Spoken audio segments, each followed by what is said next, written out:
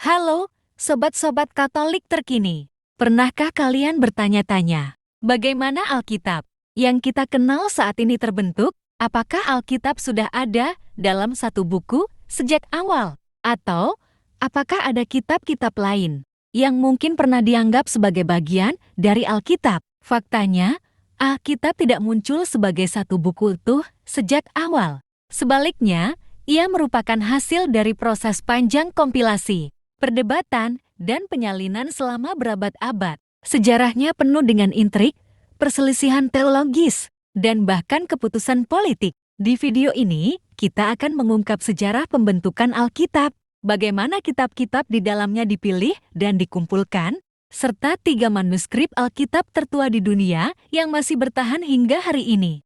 Jadi, pastikan kalian menonton sampai akhir, karena kita akan mengupas tuntas sejarah luar biasa ini. Alkitab yang kita kenal sekarang sebenarnya merupakan kumpulan berbagai jenis tulisan, termasuk narasi sejarah, hukum, puisi, nubuat, dan surat. Semua ini ditulis dalam kurun waktu yang sangat panjang, ditulis oleh berbagai penulis, dan juga tulis dalam 3 bahasa utama, yaitu bahasa Ibrani, bahasa Aram, dan bahasa Yunani. Kitab-kitab ini beredar secara terpisah di antara komunitas Yahudi dan Kristen awal. Ada yang ditulis dalam bentuk gulungan dan ada pula yang disalin ulang berkali-kali oleh para juru tulis di berbagai wilayah. Seiring waktu, komunitas-komunitas ini mulai mendiskusikan dan menetapkan kitab mana saja yang dianggap suci dan berotoritas. Proses ini dikenal sebagai kanonisasi, yaitu pemilihan kitab-kitab yang dimasukkan ke dalam Alkitab. Dalam kekristenan, perdebatan ini berlangsung sengit. Beberapa kitab diterima oleh semua pihak, sementara yang lain tetap kontroversial. Akibatnya, ada tambahan kitab yang dikenal sebagai apokrifa atau kitab deuterokanonika, tergantung pada tradisi gereja yang menggunakannya. Sebagai contoh, Alkitab Protestan biasanya tidak memasukkan kitab seperti Tobit, Kebijaksanaan, serta 1 dan 2 Makab. Sementara itu, Gereja Katolik dan Ortodoks tetap menganggap kitab-kitab ini sebagai bagian dari Alkitab mereka. Bahkan, Gereja Ortodoks Ethiopia memiliki kanon yang lebih luas, dengan kitab-kitab yang tidak ditemukan di tradisi Kristen lainnya. Seiring perkembangan zaman, format teks Alkitab juga mengalami perubahan. Jika pada awalnya teks-teks ini ditulis dalam bentuk gulungan, kemudian muncullah format kodeks atau buku seperti yang kita kenal sekarang. Perubahan ini sangat penting karena kodeks lebih mudah dibawa dan digunakan dibandingkan gulungan panjang. Hal ini juga mempermudah pelestarian teks karena lebih praktis untuk membaca dan menyusun ulang halaman yang rusak. Nah, sekarang mari kita lihat 3 manuskrip Alkitab tertua di dunia yang masih bertahan hingga hari ini. Manuskrip-manuskrip ini adalah bukti otentik bagaimana Alkitab ditransmisikan dari generasi ke generasi. Pertama, Alkitab Ethiopia, sekitar 330 sampai 350 Masehi. Manuskrip Alkitab tertua yang masih bertahan dalam bentuk lengkap adalah Alkitab Ethiopia.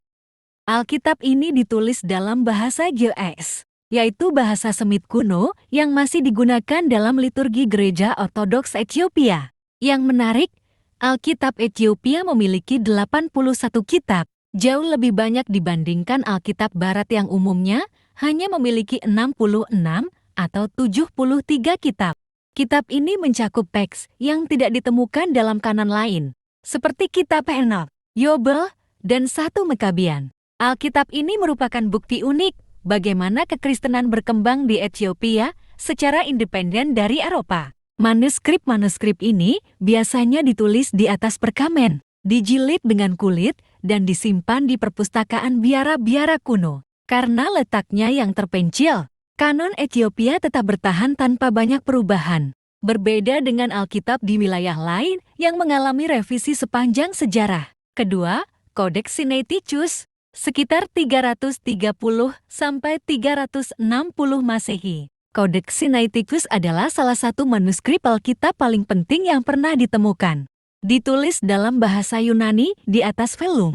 Naskah ini berisi sebagian besar perjanjian lama dalam terjemahan Yunani Septuaginta, serta salinan perjanjian baru tertua yang hampir lengkap. Manuskrip ini ditemukan pada abad ke-19 di Biara Santa Catherine di Sinai, Mesir. Yang menarik, Codex Sinaiticus juga memuat beberapa teks yang akhirnya tidak dimasukkan ke dalam Alkitab modern, seperti surat Barnabas dan Gembala Hermas. Teks ini ditulis dengan rapi dan seragam dalam 4 kolom per halaman, sebuah format yang tidak biasa pada zaman itu.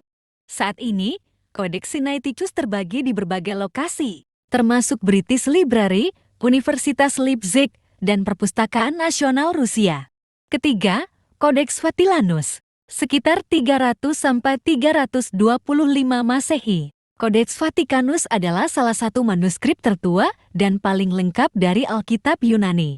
Ditulis di atas film berkualitas tinggi. Teks ini terkenal karena tulisan tangannya yang elegan dan minim ornamen. Manuskrip ini kemungkinan besar diproduksi di Alexandria, pusat utama studi Kristen awal. Sejak abad ke-15, Codex Vaticanus telah disimpan di Perpustakaan Vatikan. Tetapi asal-usulnya sebelum itu masih menjadi misteri. Para sarjana menggunakan manuskrip ini untuk membandingkan variasi teks dalam Alkitab kuno, membantu memahami bagaimana teks-teks ini berkembang selama berabad-abad.